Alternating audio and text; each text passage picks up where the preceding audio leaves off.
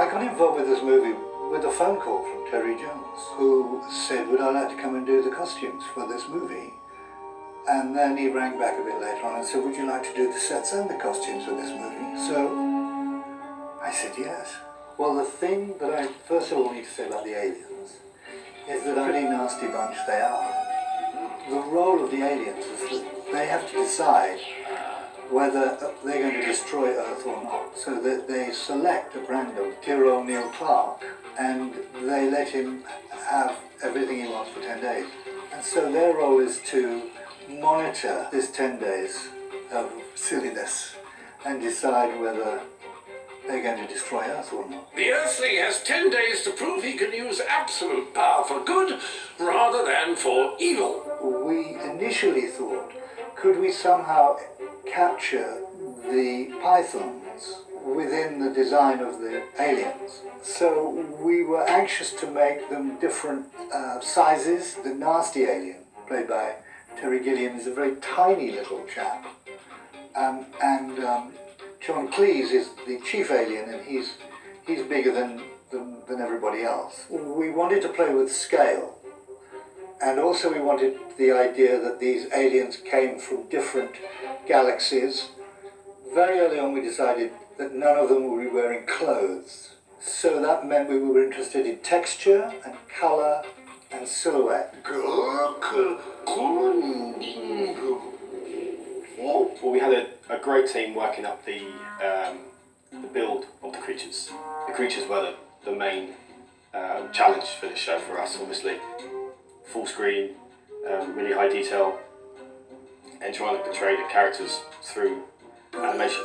By the time we became involved, Jim, the production designer, had been working with Paul Catling for quite a while, I think.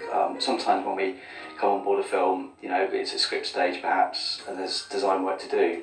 But in this case, you know, the designs were quite far advanced, and we were shown some really nice concept illustrations. Each is a different character, you know. The look of them is quite different, even though they're all basically kind of human in form. We found that we needed to give the audience, the viewer, elements that they sort of recognise. So there are vestiges of turkeys and vultures and crabs. And initially we thought we'd have lots of limbs and, you know, 3 heads, but the further we got away from a slightly humanistic nod to limbs and the number of heads, the more difficult it was to make them believable. Can these bring some of the reference video in and see how how they were performing it when they were doing the main recording? Not that they look like any of the actors.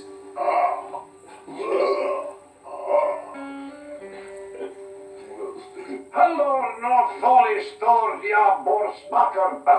Sharon was my favourite. If Sharon does a great big move to one side, you get a sort of a lag and a movement from sort of beneath the neck, and they could then sort of create part of the performance with this extra kind of wobbly, jiggly thing. Normally what we refer to as secondary motion. Sometimes they'll tone down the performance, or sometimes they'll really go for it, depending on how the character's designed. Kylie was an interesting challenge because, you know, translucent skin with all of these kind of orbs inside that are illuminating and moving about. But yeah, I think overall it's, you know, they're all unique individuals, and having different animators work on different characters was kind of important, because otherwise you can very easily just have them acting the same, even if what's coming out of their mouth is different. It's trying to give them character. In contrast, Janet just pretty much sits there like an old lady and doesn't move too much, but Janet has got lots of crab-like shells and plates that have to sit in a certain order. And that was the challenge with Janet, was the animation was reasonably straightforward, but we had to spend a lot of time making sure that these different sort of crab-like plates don't sort of clash with each other. Maureen was just, I don't know, I mean, we felt like Maureen was just an angry little dog, but made out called dim sum, we thought.